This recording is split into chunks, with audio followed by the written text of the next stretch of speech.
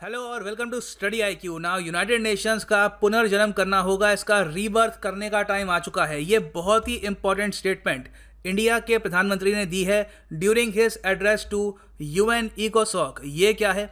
देखो, यूएन की total 6 bodies हैं, 6 ऑर्गन्स कहते हैं, बहुत ही इंपॉर्टेंट 6 ऑर्गन्स हैं। उसमें यूएन सिक्योरिटी काउंसिल आता है और उसी में एक पार्ट है यूएन इकोसॉक, यूनाइटेड नेशंस इकोनॉमिक और सोशल काउंसिल। और जैसे इसके नाम से पता लग रहा है, यहाँ पे प्राइमरली बातचीत होती है इकोनॉमिक डेवलपमेंट और सोशल डेवलपमेंट के बारे में। तो यूएन इकोसॉक का हर साल जुलाई में एक सेशन होता है। इस साल भी इनका सेशन चल रहा है 2020 में। ये इनका 75वां सेशन है।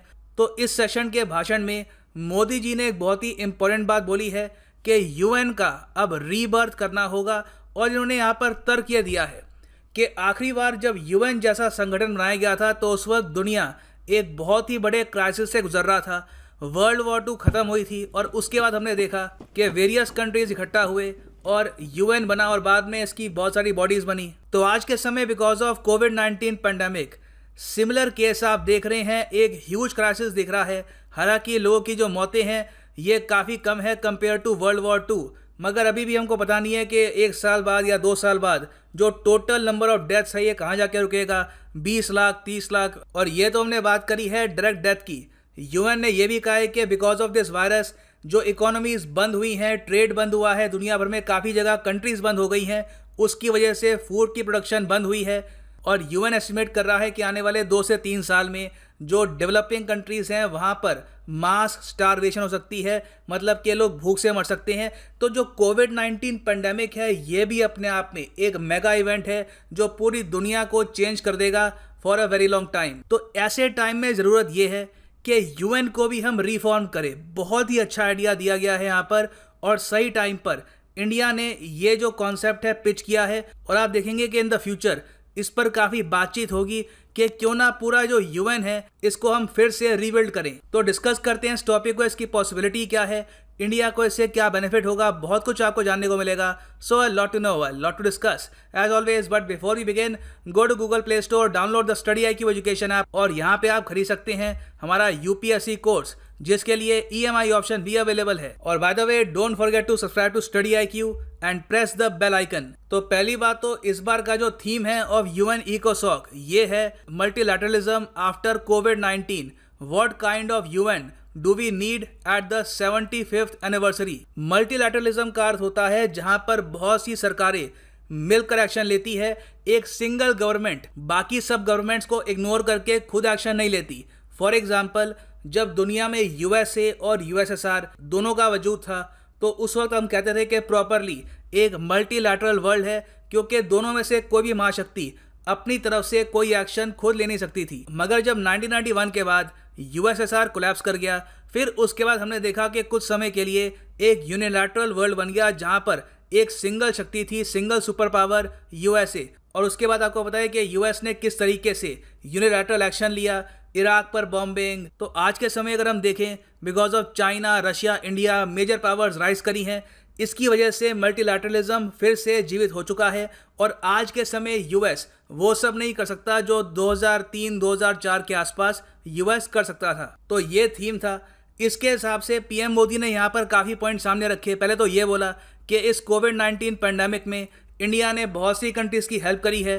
टोटल 150 कंट्रीज़ को हमने मेडिकल असिस्टेंस भेजी है, इंक्लूडिंग मेडिसिन। फिर पीएम मोदी ने यह भी कहा कि हमारे देश में हम प्लान कर रहे हैं कि 2022 तक हर व्यक्ति को खुद का घर मिलेगा। हाउसिंग फॉर ऑल पर हम काम कर रहे हैं। फिर मोदी जी ने यह भी कहा कि 2025 का हमारा टारगेट है कि टीबी, ट्यूबरक्लोसिस को हम कंप्लीटली रिमूव कर देंगे हमारे देश से, जिस तरीके से हमने पोलियो को रिमूव किया था। फिर पीएम मोदी ये भी कहते हैं कि रीन्यूएबल एनर्जी को प्रमोट करने के लिए इंडिया ने स्टार्ट किया है इंटरनेशनल सोलर अलायंस। और फिर मोदी जी ने एक बहुत ही इंपॉर्टेंट यहाँ पर बात बोली है, मगर रिफॉर्म्ड मल्टीलैटरलिज्म चाहिए होगा रिफॉर्म्ड यूएन के साथ, तभी जो ह्यूमैनिटी की एस्पिरेशंस हैं उसको हम मीट कर पाएंगे। जो इनकी एग्जैक्ट स्टेटमेंट है मैं चाहता हूं एक बार आप सुने।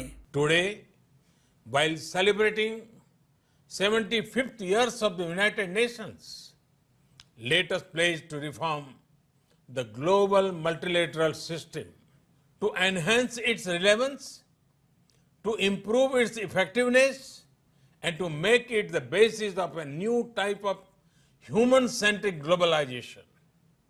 The United Nations was originally born for the furies of the Second World War. Today, the fury of pandemic provides the context for its rebirth and reform. तो इंडिया ने यहाँ पर एक बहुत ही इम्पॉर्टेंट बात उठाई है कि जिस तरीके से सेकेंड वर्ल्ड वॉर के बाद हमने एक नया सिस्टम बनाया, अब टाइम आ चुका है कि 75 ईयर्स बीत चुके हैं यूएन को, इसको भी रिफॉर्म चाहिए। और सिंस दुनिया आज के समय कोविड-19 से उभर रही है, अभी भी काफ़ी ज़्यादा जूझ रही है उससे, उभरना शायद 1 साल बाद आपको दिखेगा, तो ये एक परफेक्ट टाइम है, परफेक्ट कॉन्टेक्स्ट है कि हम यूएन का रीबर्थ करें। अब यहाँ पे आप पूछोगे कि ये प्रॉपर कॉन्टेक्स्ट कैसे है, क्योंकि देखो यूएन का जो फंक्शन है उसको लेकर बहुत सी जो इंटरनेशनल बॉडीज़ है, इंटरनेशनल कंट्रीज़ हैं, इवन जो रीजनल ब्लॉक हैं जैसे कि यूरोपियन यूनियन, वो खुश नहीं है। वो इस बात से भी खुश नहीं है कि किस तरीके से यूएन का जो ह्यूमन राइट्स काउंसिल है वहाँ पर चाइना, सऊदी अरेबिया जैसी कंट्रीज़ हैं, ये डिक्टेट करती हैं कनाडा और यूएस को। बहुत से कंट्रीज़ इस बात से खुश नहीं हैं कि जो यूनेस्को है ये प्राइमरली आलोचना करता है बस इजराइल की, जिसकी वजह से रिसेंटली आपको पता होगा कि यूएसए और इजराइल ने यूनेस्को को छोड़ भी दिया था। और फिर डब्ल्यूएचओ का तो देखिए अपने आप में एक और बहुत बड़ा इशू है। डब्ल्यूएचओ की फंक्शनिंग को लेकर काफ़ी कंट्रोवर्सी हुई है और यूएसए ने तो पुल आउट कर लिया है खुद को डब्ल्यूएचओ से। तो पहली बात तो देखिए, बहुत सी इंपॉर्टेंट कंट्रीज सिंस आज के समय यूएन बॉडी से पुल आउट कर चुकी हैं, तो इनकी रेलेवेंस ऑलरेडी काफ़ी हद तक कम है। फिर दूसरी बात यह है कि जो यूएन का सिस्टम है काफ़ी आउटडेटेड है। यूएन की जो मेन डिसीजन मेकिंग बॉडी है, इनका जो सिक्योरिटी काउंसिल है, वहाँ पर जर्मनी, जापान, इंडिया जैसे इंपॉर्टेंट कंट्रीज हैं नहीं, और यूरोप की हम देखते हैं कि ओवर रिप्रेजेंटेशन है। अब कितना अजीब लगता है कि यूएन सिक्योरिटी काउंसिल में फ्रांस भी है और यूनाइटेड किंगडम भी है। एक कंट्री होना चाहिए यूरोप का, या फिर अगर यूरोप के 2 कंट्री होने चाहिए तो फिर एशिया के भी 2 कंट्री होने चाहिए, जबकि एशिया का बस एक देश है। तो इसलिए ये परफेक्ट टाइम है यूएन को फिर से रीबिल्ड करने का। अब इससे पहले आप अगर देखो तो इंडिया का फोकस था ऑन G4 ग्रुप। इंडिया ने कोशिश करी कि जो 4 कंट्रीज़ हैं, जर्मनी, इंडिया, जापान और ब्राज़ील, ये सब कंट्रीज़ इकट्ठा पिच करेगी for 1 UN security council seat. Plan ये था कि G4 कंट्रीज़ को एक 6ठी सीट मिल जाएगी यूएन सिक्योरिटी काउंसिल में, जो ये 4 देश रोटेशन के बेसिस में शेयर करेंगे। अब इस प्लान के साथ प्रॉब्लम यह है कि हर कंट्री के कहीं ना कहीं इश्यूज़ हैं किसी और कंट्री के साथ। फॉर एग्जांपल, अब रशिया के जो फॉरेन मिनिस्टर हैं सर्गेई लावरोव, इन्होंने जनवरी 2020 में दिल्ली में बोला कि मैं यूएन सिक्योरिटी काउंसिल में जो G4 कंट्रीज़ हैं उनका सपोर्ट करता हूं, मगर इनका जो प्राइमरी सपोर्ट है वो है सिर्फ इंडिया और ब्राज़ील को। तो मतलब कि ये जर्मनी और जापान की यूएन सिक्योरिटी काउंसिल की जो पार्टिसिपेशन है इसको सपोर्ट करते नहीं हैं। तो जिस तरीके से ब्राज़ील को प्रॉब्लम है, सिमिलरली बहुत सी और कंट्रीज़ हैं उनको प्रॉब्लम है। फॉर एग्जांपल, पाकिस्तान कहता है कि हमें जापान से कोई प्रॉब्लम नहीं है, हमें जर्मनी से प्रॉब्लम नहीं है, हमें ब्राज़ील से प्रॉब्लम नहीं है, मगर कभी भी हम इंडिया को अलाउ नहीं करेंगे for a UN security council permanent seat. Argentina यही कहता है कि हमें इंडिया से प्रॉब्लम नहीं है, जर्मनी से प्रॉब्लम नहीं है, मगर हम यहाँ पर ब्राज़ील को एक परमानेंट मेंबर नहीं बनने देंगे। तो जो G4 कंट्रीज़ का कॉन्सेप्ट है, इसकी रेलेवेंस ऑलमोस्ट ख़त्म हो गई थी। इसलिए आपने देखा होगा कि G4 कंट्रीज़ का समिट पिछले कई सालों में नहीं हुआ। तो इंडिया आज के समय जो G4 कंट्रीज़ की रणनीति थी, इससे अलग होके अब ये पिच कर रहा है कि कोविड-19 पेंडेमिक के बाद हमें यूएन को फिर से रीबिल्ड करना होगा। हम एक ऐसा यूएन बना सकते हैं जहां पर सिक्योरिटी काउंसिल ज़रा बड़ा हो, क्योंकि देखो जो यूएन सिक्योरिटी काउंसिल में अभी के लिए जो कंट्रीज़ हैं मोस्ट प्रॉब्ली वो वापस रहेंगी, किसी की सीट यहाँ पर जाएगी नहीं। आप अगर चाइना को देखो तो वहाँ पे बहुत सारी कमी है, मगर फिर भी चाइना एक बहुत बड़ी इकोनॉमी है, 1 बिलियन लोग वहाँ पर रहते हैं, एक ह्यूज मैन्युफैक्चरिंग पावर हाउस है।